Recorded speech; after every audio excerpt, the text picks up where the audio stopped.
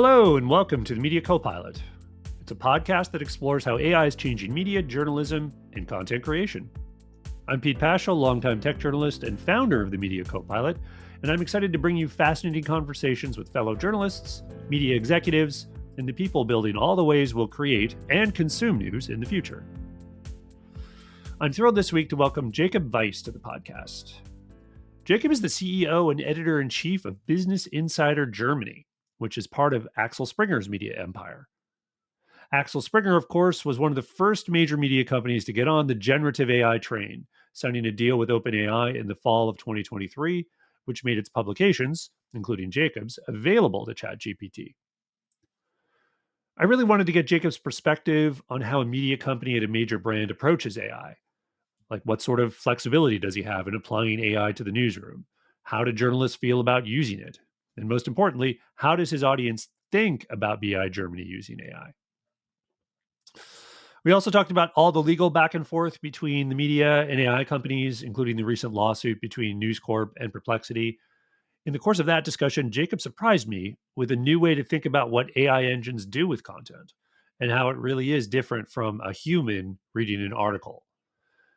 Be sure to listen to the end where Jakob reveals what menswear in Tokyo has to do with the survival of good journalism well into the future.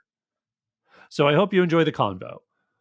And if you do, I'd encourage you to share it with a friend or a colleague, and I'd be grateful if you'd consider subscribing to the Media Copilot newsletter if you haven't already. Link in the show notes. I'd also really appreciate it if you'd leave a rating and review in whatever podcast app you're in. Those really do help the show get in front of more people. And lastly, you can check out everything we offer, including AI training classes for media, marketing, and PR professionals at mediacopilot.ai. Okay, here's my conversation with Jakob Wais, CEO of Business Insider Germany. Jakob, welcome to the Media Copilot. Thanks for having me. Awesome. So I'm really excited to talk to you. You're the CEO of Business Insider Germany. It's obviously part of the Axel Springer set of media brands. And you've been at the company for a while. You've basically had a front row seat on how it's approached AI, like even before ChatGPT was a thing, right? So I'm really excited to just sort of get your perspective. But I'd be curious, since a lot of my listeners probably don't know you super well, you know, tell me a little bit about your job, but also like how it has changed in the last couple of years with the dawn of generative AI affecting all things with regard to content and media. Sure. My job, maybe we start with that, is I serve as editor-in-chief and CEO for Business Insider in Germany. That's a company belonging to Axel Springer.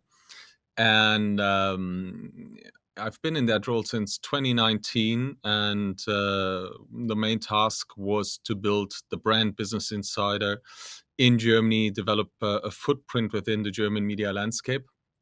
And we've been pretty successful doing that.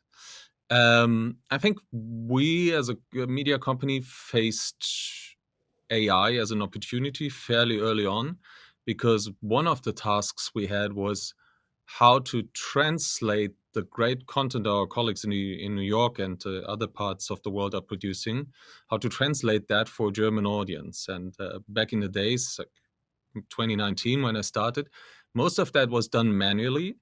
And that meant the process was very difficult, also very labor intense. And we often, to be completely honest, we often lost time, but also sometimes actually experienced some friction. And so we early on started looking into ways how to translate content using AI, and looked into different technologies out there, and quickly understood that it was of great help for us to translate texts. That's where we started. So we integrated a translation tool within our CMS.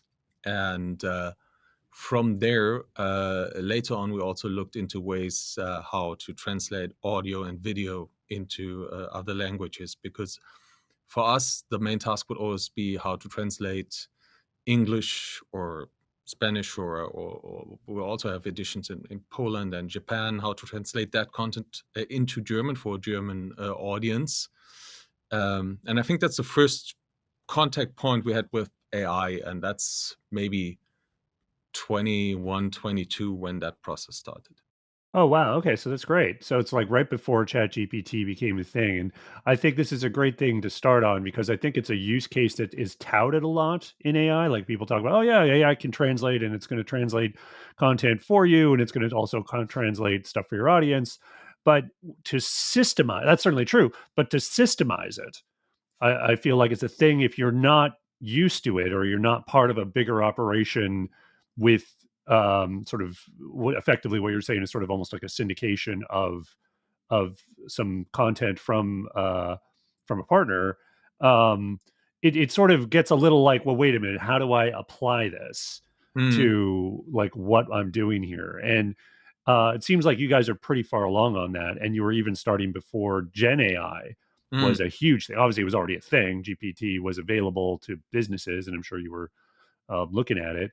But can you tell me, like, since then, how sort of the changes in and the advances, I guess, in AI has really allowed you to take that translation Mm, application to another level? mm. So I think when we had that ChatGPT moment, when everybody had that ChatGPT moment, and suddenly we all became aware of the opportunities AI was now providing. I think we had two moments. The first moment was, oh, we got to look into that. We got to use AI at some point. And then we were like, huh, actually, we're using it already, like with the Right. translation features we had in place. And we're like, that's interesting. And I think the first change we observed was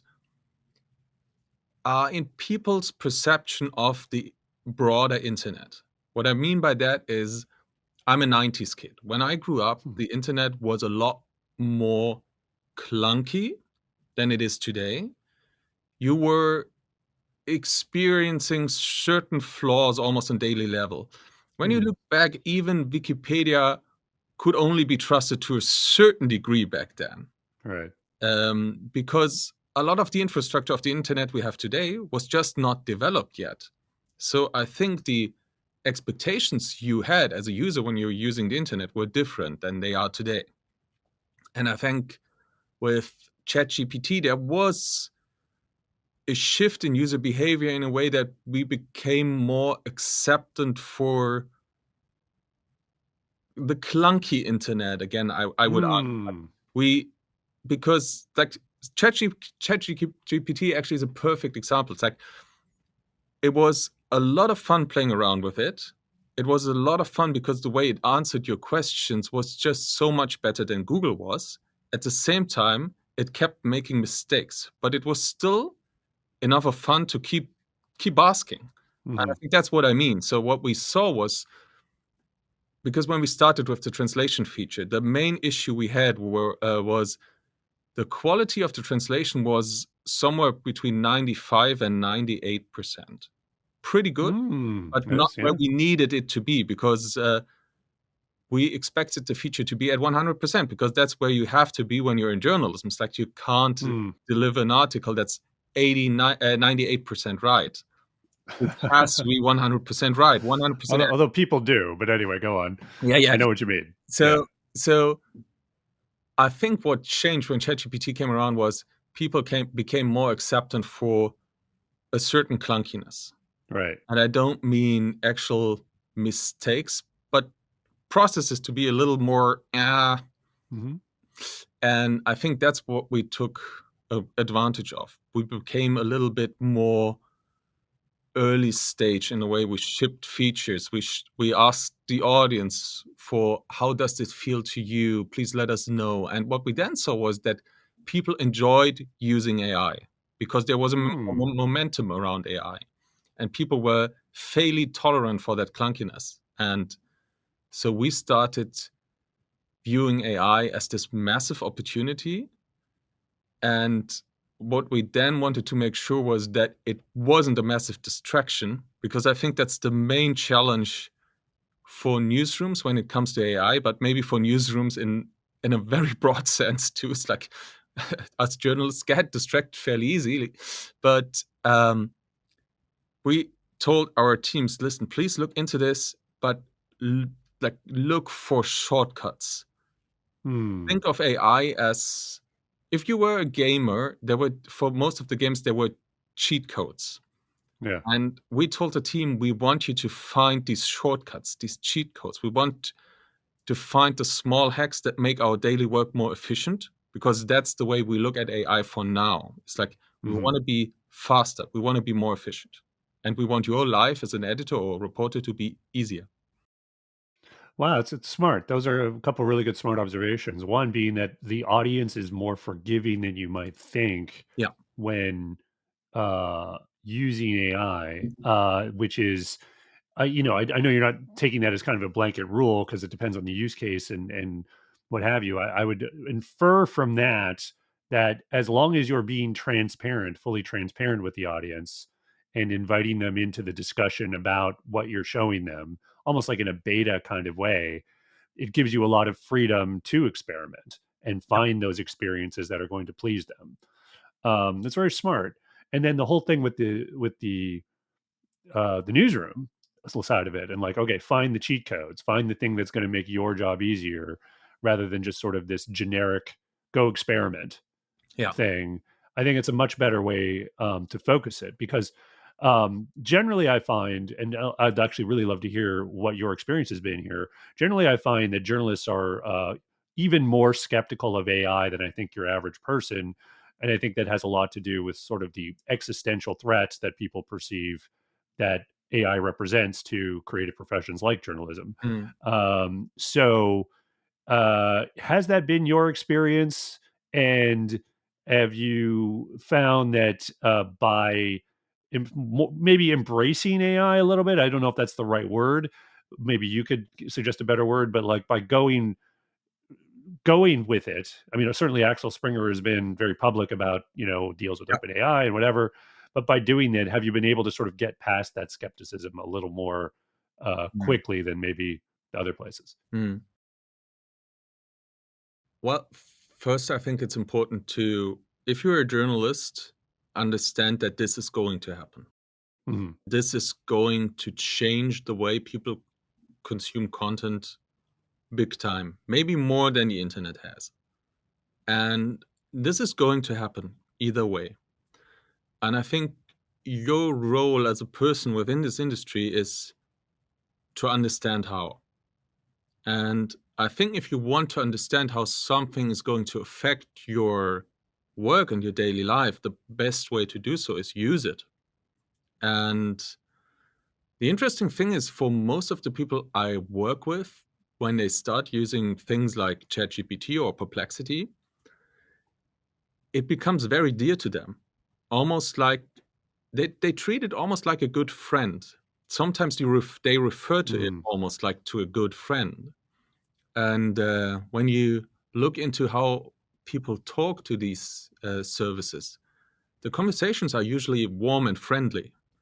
Most of the people say thank you and things like that, and give compliments. Mm. Yeah. And it's interesting because you don't have to. Well, there's these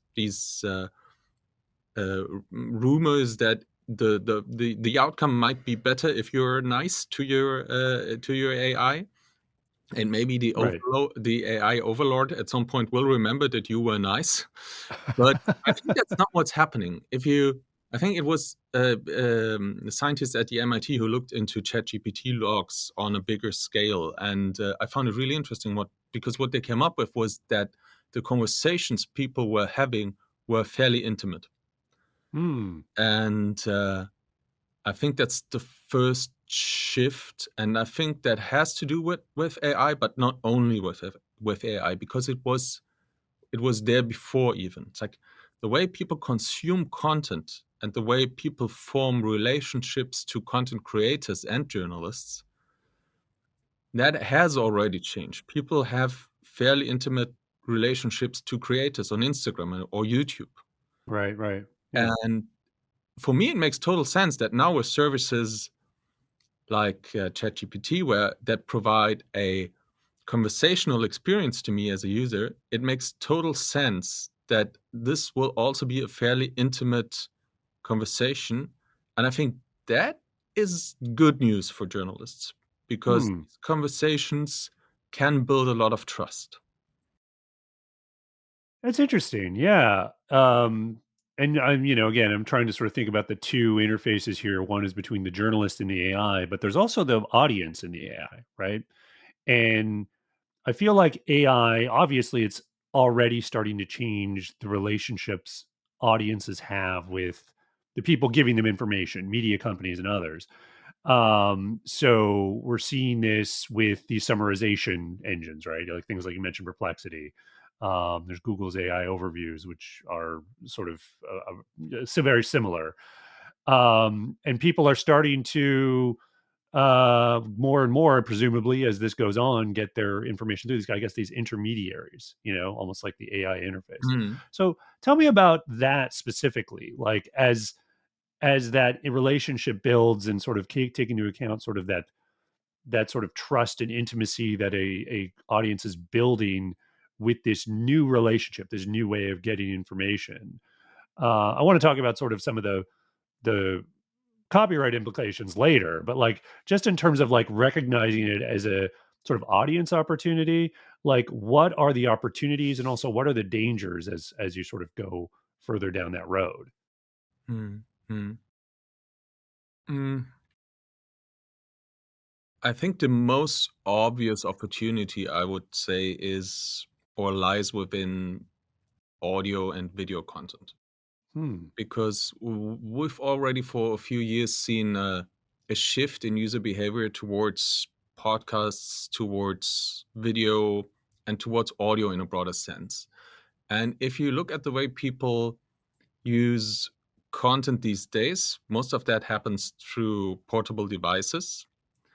Uh, when it comes to devices from a media perspective, the device I personally find most interesting are AirPods actually, or Hmm. or other competitors, because if I compare your active screen time to your passive listening time on these devices, I see opportunity there. I see a lot of time spent with your earphones, and I think there's a huge opportunity for media brands to build a relationship there and to provide more tailored services for your needs. Hmm. And I find that very interesting. And the main reason why media brands haven't gone into audio and video more than they have in the past is, I think, because the creation of audio and video content was just a lot more work intense than Right. writing an article. And there's also implications like you have to have actual footage to cover something in a video. And I think that's where AI can actually provide a lot of opportunity. We'll already see editing tools get a lot easier than they have in the past. They get smarter by implementing AI features, and I think that will only continue. And we'll come to a point where almost anybody can film and cut a video on their phones, and AI will help them do that. And I think that's very, very interesting. I think we're not too far away from creating podcasts without the use of actual human hosts. Right. Right. Like And Google Notebook LM, yeah, you're probably yeah, thinking of that's like Notebook the LM hottest thing. is super interesting. I think you have the same challenges you have with you have everywhere at the moment. Like it also um, is not 100% accurate at the moment. It's Right. fantasizing. You have the same challenges you have everywhere, but at the same time, I mean, we've been playing around at our team over the past few weeks. We have a very successful podcast here in Germany. It's a true crime podcast hosted by one of our senior editors, and we've cloned his voice. And we because we try to build a feature where if you're a listener to the podcast, you can actually have that host read all of our coverage to you. And it's too early to say how successful that feature actually is. But what I found stunning was yesterday we had an all hands and we played a little quiz. We asked our team, is it him or is it AI? Hmm. And they couldn't figure it Fun. out. They just couldn't figure it out. It's like the first example we played, 70% said that it was AI, but it was actually my colleague. Wow. And I think that's the main or major opportunity I see at the moment. It's audio and video, because there's a lot of time spent we're not catering content towards at the moment. Yeah. I love that you're doing that specific use case. It's something I asked about. So you've probably seen that a lot of the major newspapers or media organizations here in the States have started doing spoken articles. And these are done in generic voices. You know, they've selected and crafted a couple of voices that they like through 11 Labs or some other AI cloning Mhm. technology. But I always sort of thought, well, if you think about the New York Times has been doing this pre-AI with certain select articles, they'd actually get the reporter Yeah. to narrate it, right? They'll actually Yep. speak it. So I was kind of like, well, if you're going to do that, you might as well you could actually get the reporter clone all your reporter voices and they'd read all their articles, Yeah. right? Or even read it in a podcast like summary way. So it's sort of like more like Google Notebook LM.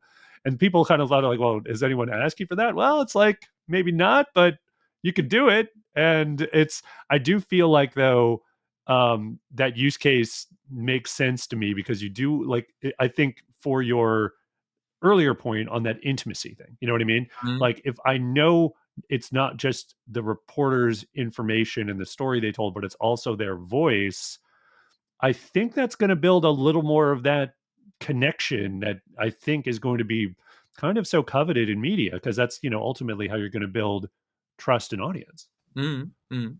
Mhm. I would So, yeah, go ahead. no, I would fully agree. I think with the text to audio feature, I think we haven't yet fully understood how this will look like.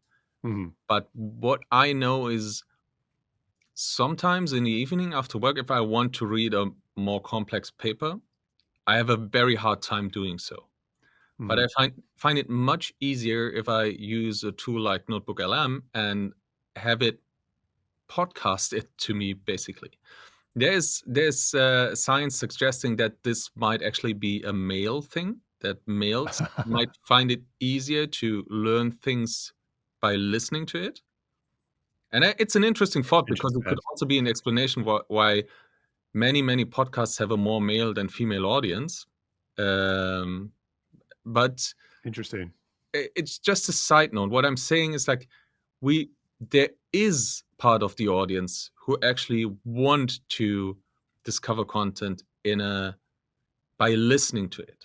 How this will Mm. actually look like, I don't think we know yet. I think if I don't think like reading out articles to people is the last stage of development here. Of course. Yeah. I think it's the first stage, and then we need to find out what people actually want.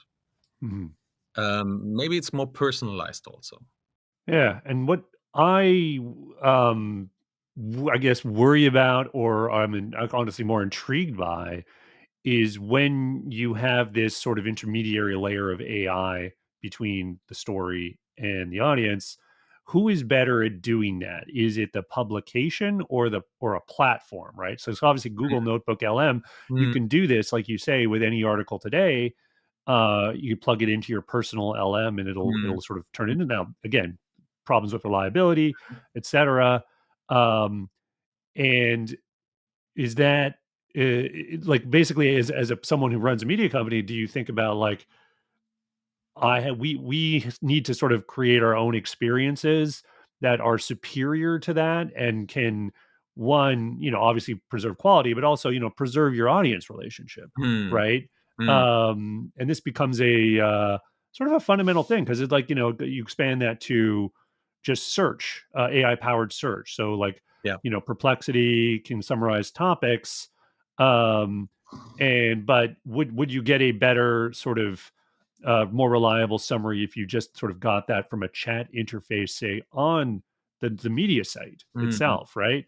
mm, Um, so, like, how do you sort of think about decisions like that? And because obviously this has a lot to do with where you might choose to spend time or have your team spend time developing something. mm. What is sort of the framework you sort of have to even think about this? I think that's $1 million question. I think it Yeah. so in the That's beginning why when I you ask asked it. me how we started to use AI, I think that was the easy one. But I think it's a lot more complicated to think about how this will change the media landscape over the next 2 to 4 years maybe. I think Mm, if you look at where we're coming from, like from way back in the days when we printed newspapers and sent them to your home, we owned the whole chain of distribution. And I think that was a different model to work with. And then the internet came around, and then platforms came around. And as somebody who's in charge of a digital only, fairly young media company, that struggle isn't entirely new to me. It's like even in the past, we were dependent on platforms like Meta and Google to distribute our content to our audience. The question now is, how are people going to use the internet in a few mm, years? And I think the honest answer is we just don't know yet. um, I think there is a strong argument that it makes sense for media brands to become more of a platform, to actually own that first conversation. And I think a lot of what we are thinking about, but also other brands are thinking about, is like how to own that first part of a conversation and how to build a product people enjoy using. I think that's mm. a very basic challenge, always has been, is like build a product people enjoy using, because that means they'll come back. And I think that's also something media brands tend to forget, because we're so much focused on delivering the news and many news. So we sometimes forget that it's actually also important to give people the satisfying feeling of completion, for example. It's like you've caught up with the news for today. And when we think about how these products can look like, I think it's important to um, understand that I think you should own the start of the conversation. If if AI provides another big opportunity, I think that's the big opportunity, because these big platforms are challenged just as much as we are by AI at the moment. So why not use that? And we then, I think, have to think about how our products will look like in a few years, and if they can become more of a platform itself, maybe. Nice. So thinking even a little bit more about audience, I'd like to ask you specifically, since you Yeah. obviously run a company in Europe. Do you think there is a difference in how European audiences and North American audiences might perceive AI, and with their either willingness to engage with it or skepticism of it or any other sort of striation? Is there, how do you, have you seen anything where there is a clear sort of difference or preference between the two? Mhm.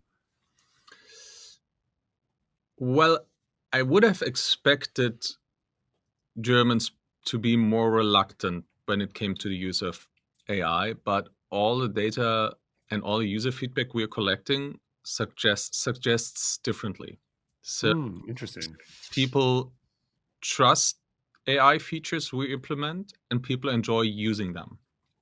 And that came as a surprise to me, because I expected German users to be more traditional, but they enjoy using AI. I think the main challenge for Germany and Europe, or the European Union, is not to overregulate AI. And I Mm, think right, it's like, if there will be a main difference at some point, I think it's just because certain features won't be available around here. right. Makes sense.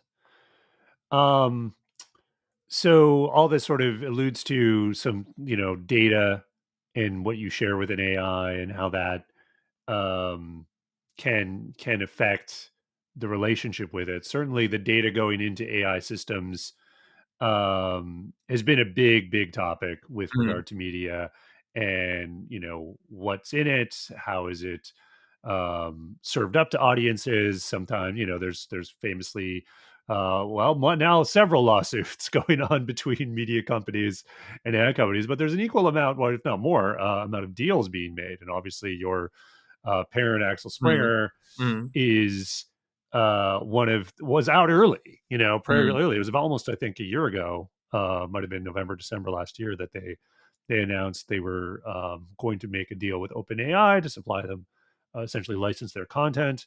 Um, so is I'm sure you've seen sort of the most recent lawsuit with News mm, Corporation suing Perplexity.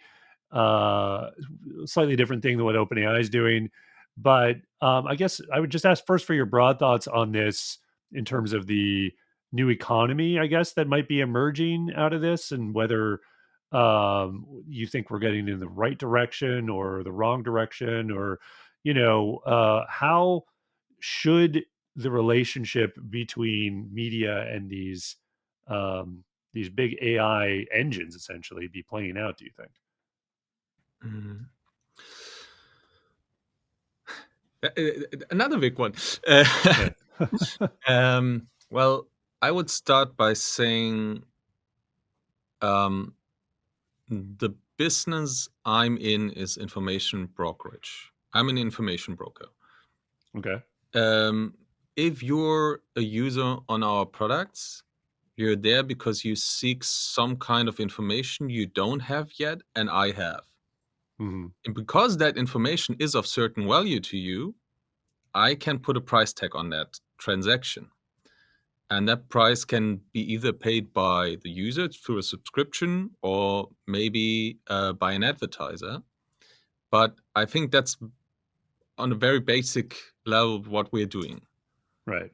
And that whole model relies on trustworthy information because you like I can only put a price tag on an information that's reliable and trustworthy. And if you at some point come to the conclusion that you can't trust me as a broker, you will stop business with me.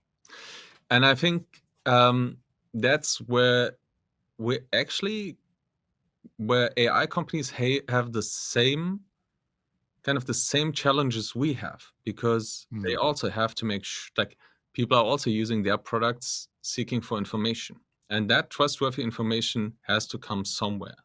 So I think at some point all these companies will be facing the question of who is going to produce quality content, who's going to aggregate quality information, and why. And I think the answer to the why will always be because it's a business opportunity. Mhm. And I think that's why, in the end, I'm fairly optimistic because everybody in the whole system has an interest that quality information is still produced, aggregated. Journalists are researching stories. So I think that's why I'm fairly optimistic overall. At the same time, I have to admit that a lot of the information people are seeking on the platforms isn't that difficult to aggregate.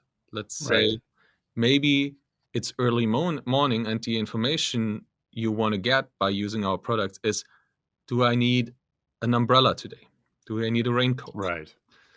And you don't actually need me for that.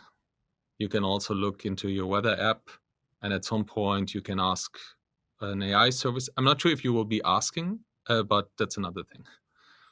Yeah, no, that's a very fair point because it's like, not all information is equal in value. And media companies, certainly sort of larger, more diverse ones, will serve up all kinds of this stuff, right? You can Mm, get really good investigative stuff as well as the weather report. But I really liked how you characterized it and really broke it down at the beginning as a transactional thing between a person who wants information and someone who doesn't, because it actually gives me a new way to think about these AI engines as they scrape or crawl content, which is um, that yes, they're looking for information, but it's not a human, Mm, and the people like so if you think about a business model that is advertiser driven, that is like, okay, the person buying advertising wants the opportunity to expose their business or whatever they're trying to do to humans, not mhm, bots. So a bot, even though often it is characterized with human-like qualities. I think a defense often for what AI engines do is like, well, this is just what humans do. Humans also look at information on the internet, mhm, process it, and then serve it up in sort of an yeah, original transformed state. And while that's true, and a bot does something similar, a bot does not represent a business opportunity to an advertiser, right? This is where sort of it breaks down. It might, given like the technologies and sophisticated stuff, but we're not really there yet. That hasn't fully formed. mm, So, from a transactional perspective, one kind of traffic is worth something and the other one isn't.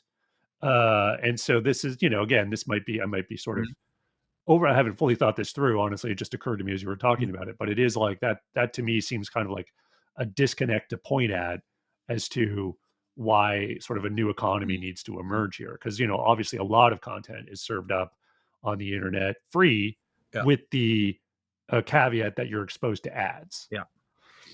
I think it's extremely difficult and complex, and Mm, I found it interesting what you just said about how AI and these large language models do a great job in aggregating information. And I had a great use case with ChatGPT earlier this week because I was looking for a new aftershave because I think I need a new a new one in my life. So I told ChatGPT what I was using in the past and if it had any recommendations.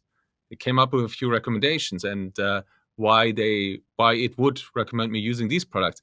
And then I told it other fragrances I had used in the past, and if it could reference these, and it did, and it did a great job, and it came up with a list of fragrances for me to look into, and I found that super helpful because now I have a list of, let's say, 5 products. I can next time I'm in a shop, I can browse, look at these, and that's something a person in that shop could have also done for me, mhm, but it was super efficient to do it on ChatGPT, and it was super efficient to provide me with that information. At the same time, I'm going to Japan in a few weeks, and I'm a menswear enthusiast. And Japan, especially Tokyo, is a great place to be into menswear. So I was curious if there are any brands and shops I have to look into. So where did I go to? I went to GQ, and fortunately, GQ had produced an article just about the new upcoming menswear brands in Japan to look at. And that's great because if it's from GQ, I trust it. And I think the way the article was written is was such young brands that there is not much coverage about these brands at the moment. So I don't think it would have been possible to aggregate that out of information that's already on the internet. And also, that's a case where I trust the author because I know the author and I trust his or her opinion. And I think that's like the case with which fragrance should I use is an easy one for AI. The case where it comes to uh, develop things to find new things, I think that's where AI has a harder time because you can't very much. aggregate something that's not yet been reported, basically. Right. It's definitely bad at the new stuff. And that's kind of where I start to think about the difference between something that a chat GPT does, which is sort of, summarizing generally what's in its training data, as opposed to like search GPT Yeah, or perplexity, which is supposed to be anyway, looking at sort of stuff that's yeah, more current, yeah. whether or not you like the business model of either is sort of certainly up for debate. But I want to switch gears here a little bit and ask you a bit about misinformation, deep Mhm, fakes, the sort of problem mhm, of essentially poisoning the information ecosystem that mhm, AI represents. There's a lot of sort of um, ways people sort of deal with this, whether it's debunking or trying to filter it out on platforms, etc. How do you approach that at BI Germany, and what have you seen sort of evolve in the last year or two? Mm, mm. Well, I think the first thing we saw, and I think everybody saw that, was an increase in volume of press releases Oh yeah, because massively. everybody was using ChatGPT, and you could actually tell. Because I think the prompts weren't too superior. So Yeah. yeah, I think that was unfortunate. I think now, and that's maybe something that's a bigger challenge for newsrooms that are more on the like breaking news side of things, is how to verify images and video, and that's becoming more and more difficult. Yeah. Like a few minutes before we entered this conversation, there were reports about a terrorist attack in Turkey, and I saw pictures and videos emerging on platforms like X. Right. And we are now at a stage where, I mean, also a few years ago, you shouldn't have just trusted something on X, and oftentimes it were old pictures or or they were manipulated in a different way. But I think it became easier now to generate images or even video, clone voices. I'm not so sure how this will be dealt with, Mm. but what gives me a lot of hope and optimism is that when I go through the comments on our posts on Instagram, but also if I go through comments on Instagram in general, which is something I do sometimes, because I'm really curious about people's perception of content. Mm. And we had an AI generated image of our chancellor Olaf Scholz being circulated in the German social internet and or social media, and it showed Olaf Scholz with a like totally ripped, like he went to gym twice a day, and it was an obvious fake. It was posted by a lot of accounts on Instagram, and if you went through the comments on these posts, as I did because I was curious how it was perceived, there were a lot of presumably young users pointing out to others why these were AI generated and how you could actually tell. And they started educating other users. And I think sometimes when it comes to these challenges, now AI, but a few years ago, social media provided, I think we sometimes underestimate the the knowledge young users have on that and Mm. the skill they have navigating it. And I would Nice. say, yes, this provides a challenge, but at the same time, I trust people to be smart enough. I think if as a society we can do anything here, I would say we have to overcome short-time reflexes. And that Right. is something that hasn't to do so much with AI, but with content consumption in a lot broader sense, because through the early social media products, feed-based social media products, I think Yeah. many of us developed the reflex of seeing something and having an opinion straight away.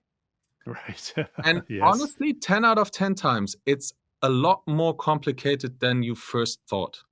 Mm. It happens to me all the time, and I think it's very important to when that first reflex occurs, tell yourself, hold on a second, let me look into this. It's probably a lot more complex than it feels right now. And 10 out of 10 times it is. And I think that's what we can do.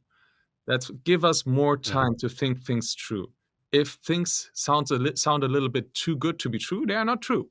Yeah. If things feel weird, it's because they probably are.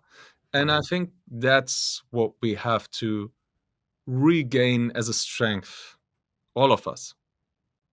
That's a great advice, both for journalists and audience, to be honest with you. Just to sort of end on something forward-looking, and actually, I'm not sure if it's positive or negative because I want your take on it. Basically, project out, 3 to 5 years, AI becomes even more of a mediator in our media ecosystem. What is well, what does that look like? There's a view. Well, there's a lot of different views of like what the role of a journalist will be when AI is this big intermediator or even disintermediator. What is your view? What are journalists doing in 5 years, and how are audiences getting the information that they're putting out there? Yeah, I'm an optimist here because first, as I said, in the past we had two main challenges. They were content consumption was shifting to audio and video, and we didn't have the inventory to cater that.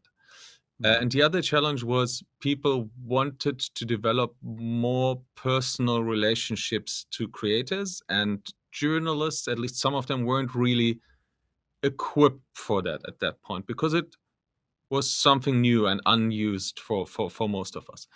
And I think that's where I can help. I think the second reason why or the third and fourth reason why I'm an optimist here is because for the last 20 years of the internet being around, the two main challenges have always been search and discovery. I find it stunning how hard it still is for me to go on the internet, search for something, and find it straight away. Right. And it's so weird because it Amen, shouldn't be brother. that hard, but it is. And I think ChatGPT and Perplexity and others have already done a great job at making it easier to find what I actually want to find.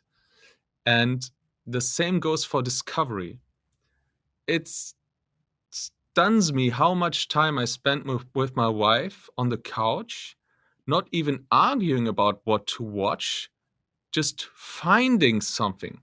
And we are paying for several platforms out there to surface us content. And it's still so hard to find something to watch. So I think search and discovery are both fairly underdeveloped still. And I think that's where AI can also help big time. Will it shake things around? Yeah, big time. But I think the question in the end is, are you using that as an opportunity, or are you avoiding what's coming for you? And I think I'm 100% convinced that this is going to happen. So the way I want to look at it is great. This will help me solve my 4 biggest problems, both as a member of the society, but also as a journalist. And that's great news. And that's what I'd say. And what should journalists be doing in a few years? Focus on their key strengths, which is finding out things that haven't yet been reported. I think that's coming back to that can either be a list of the 5 most interesting menswear brands in Tokyo, but it can also be a scandal a politician didn't want to be reported, because that's something AI will not be able to do. And I think that's what we need to focus on. And it will most likely lead to a decrease in volume. And I think that's also good news, but it will lead to an increase in high quality volume. And that's also good news. Nice. I like the view. I like the optimistic view. We'll leave it there. Jakob, this has been fantastic. Where can people follow you online? Oh, I'm a social media skeptic by now. You might have been able to tell. Probably the best place is LinkedIn. I'm Jakob Wais on LinkedIn. Follow me there. Always, I'm very much a fan of email these days. So if you want to get into conversation, shoot me an email. It's jakob.weiss@businessinsider.de, and let's have a conversation. Perfect. Well, this has been amazing. Thanks so much for coming by and sharing your many thoughts about AI and media. Thank you, Pete, for having me. Thanks for listening to my conversation with Jakob Wais. If you like what you heard, please just take a minute to leave a rating or review for the Media Copilot in your podcast app. Also, don't forget to subscribe to the Media Copilot newsletter and check out mediacopilot.ai for our classes on AI for journalists, PR professionals, and content creators. Seeing you in the future.